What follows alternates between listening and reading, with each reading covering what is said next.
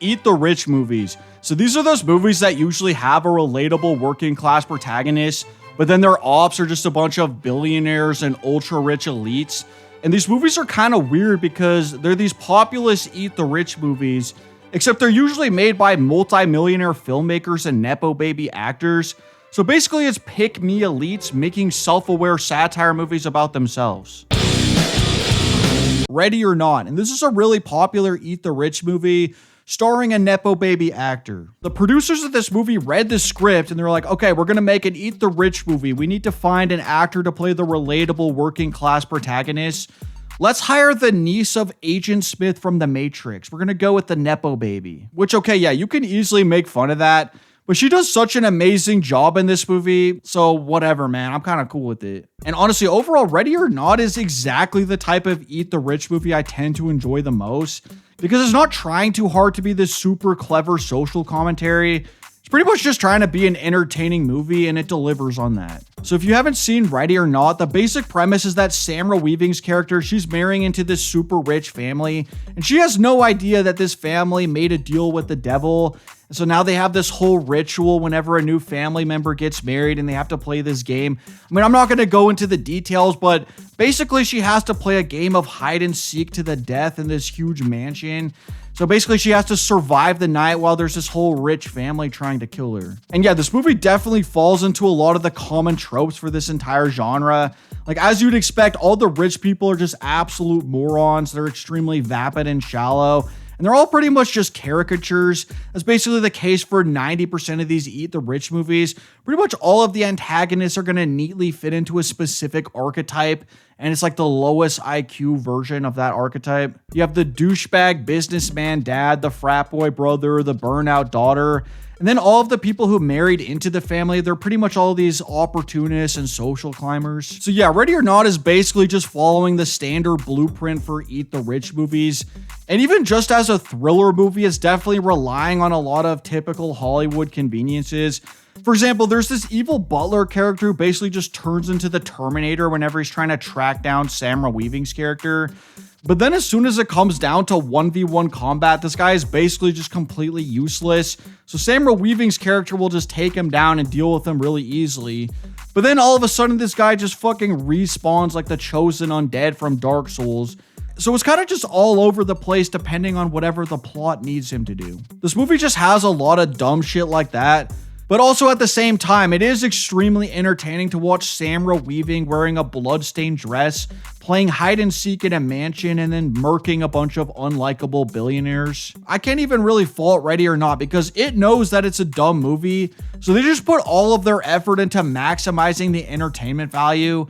And I much prefer that over some of these other Eat the Rich movies that are just trying so hard to be clever and they're just really not. So yeah, I know Ready or Not isn't like a Kubrick level masterpiece, but I respect it for what it is. It is a very enjoyable movie. I'll give it a 7 out of 10. Ready or Not 2, Here I Come. And yes, that is the official title. This is basically just the same thing as the first one, except now they're getting into the lore. They're introducing us to the Ready or Not expanded universe. In the first one, she's just playing hide and seek to the death with her super rich in-laws. Well, now she's playing hide and seek to the death with the Illuminati. They've raised the stakes. This time her ops are basically a global secret society that rules the world. And here's the thing, I absolutely love the idea of a movie portraying a weird satanic secret society that runs everything. Like, Eyes Wide Shut by Stanley Kubrick is one of my favorite movies. But one of the reasons why it is so effective in Eyes Wide Shut is because Kubrick keeps a lot of the mystery intact. He's only giving you a brief glimpse into their secret society, planting the seeds into your mind using evocative imagery. That's kind of the opposite of the way Ready or Not 2 approaches it.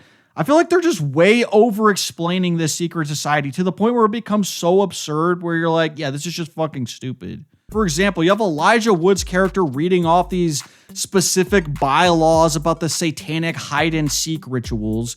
You've got Sarah Michelle Gellar on the phone just casually approving the ceasefire for some unnamed war. And okay, I get that this is a comedy movie and it's not supposed to be taken super seriously. It's not meant to have the same effect as a movie like Eyes Wide Shut.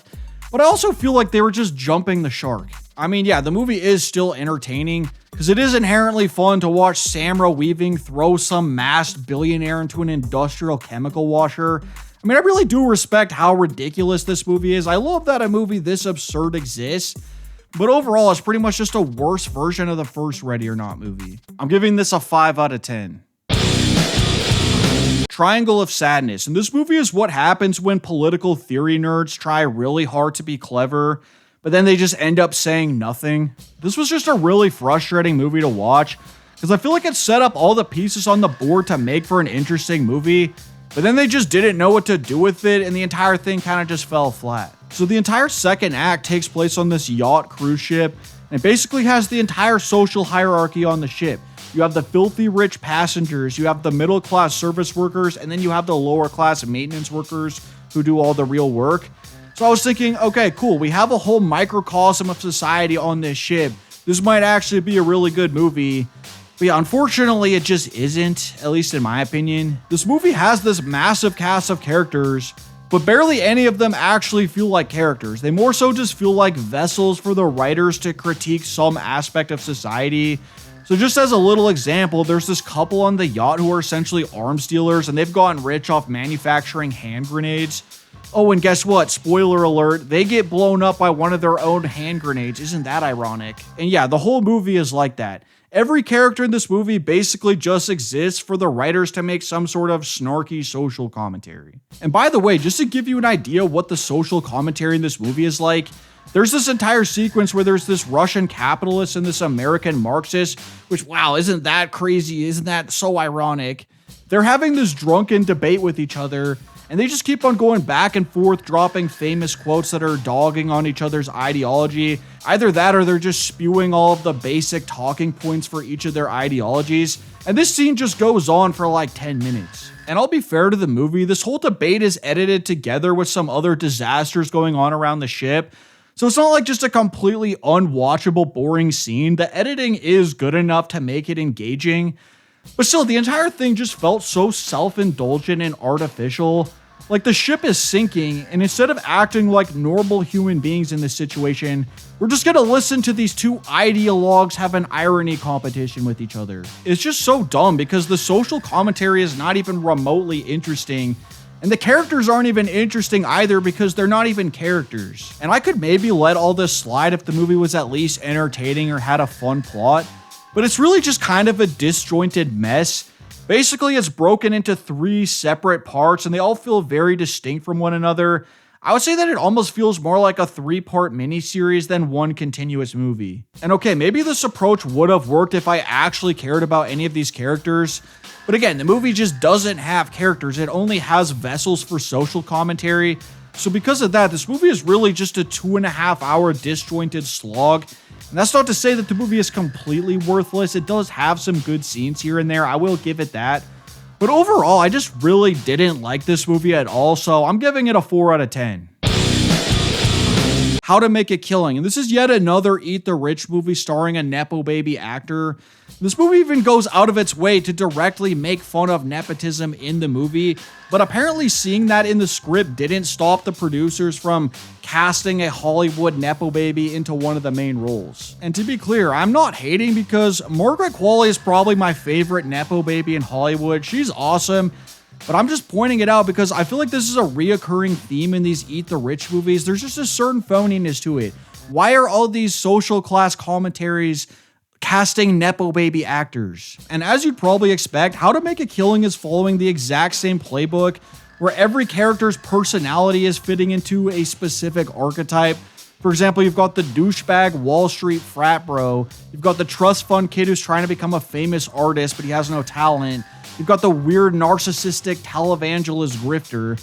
Like, these movies are all basically the same thing. They just put these archetypes into different situations. That's like the only thing that differentiates these movies from each other. In this case, it's kind of the opposite of Ready or Not, because in that movie, the working class character is being hunted down by all the ultra rich caricatures. In How to Make a Killing, it's the working class characters going around assassinating all the rich people so that he can get their family inheritance. And yeah, it's a pretty fucking stupid movie. So Glenn Powell's character, he's like the main protagonist. He's the working class character. He's basically the Grim Reaper in this movie, except this movie doesn't even bother to properly explain how he's actually getting away with all this without leaving any incriminating evidence. I mean, the FBI knows it's him purely based on him having the most obvious motive, but he's just so clean and effective at getting the job done that they can't prove it, so they can't do anything about it. And the movie never actually shows how he is accomplishing this. He kind of just shows up to places, murks someone, and then gets away with it, and you kind of just have to accept it. So for example, there's this scene where he just magically shows up in a sauna. He's disguised as one of the workers.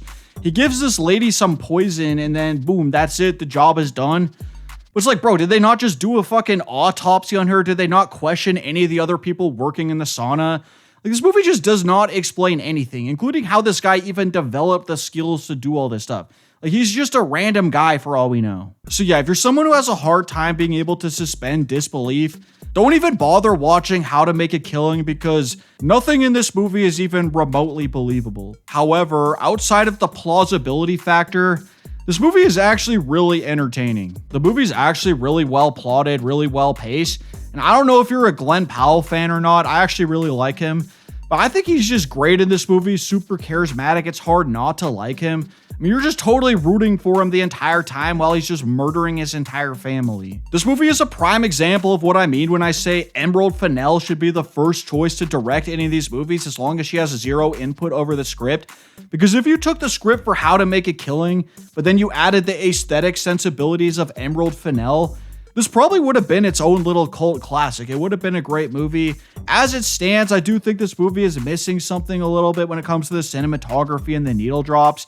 Basically, this movie is kind of generic and has a lot of flaws, but it also is actually really entertaining to watch, so I'll give it a 7 out of 10.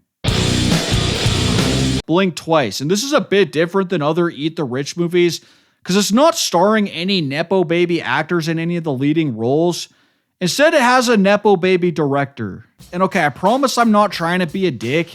Like, if I had an uncle or something who could hook me up with a prime film industry gig, yeah, I would take that deal in a heartbeat. I'm just saying though, if I was a millionaire Hollywood Nepo baby, I probably would be making like sci-fi movies or historical fiction or some shit. I'd probably stay in my lane and steer clear of the Eat the Rich genre. But I guess Zoe Kravitz doesn't give a shit. Right off rip, she wanted to make an Eat the Rich movie, so we got Blink Twice as her directorial debut. And I'm really hoping that she's able to follow this up with something a lot better, because Blink Twice is about as generic as it gets. It has all the same tropes and conventions you'd be expecting from an Eat the Rich movie, except it doesn't have any X factors to make it stand out. This is basically just the most boilerplate standard Eat the Rich movie that exists. And if you're not familiar with this movie, it's about this waitress who meets a billionaire, and then he invites her to his private island. And honestly, I don't even need to explain it any further, because just off that, you already know exactly where this movie is going. Like seriously, every single aspect of this movie is just painfully bland.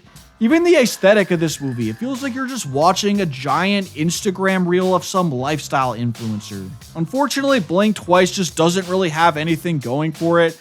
I mean, I guess it is a serviceable movie, it's not terrible, but it's also just kind of boring and way too much of a slow burn for its own good. And by the way, I do love slow burn movies, but when there's just nothing interesting about any of the characters, there's nothing interesting about any of the visuals, then yeah, I'm just gonna start to check out. I'm giving Blink Twice a 3 out of 10. The Menu, and in my opinion, this is actually one of the better movies in this whole Eat the Rich cinematic universe. I think it technically qualifies given that the premise of the movie is that it's a bunch of rich people who get invited to this fine dining experience.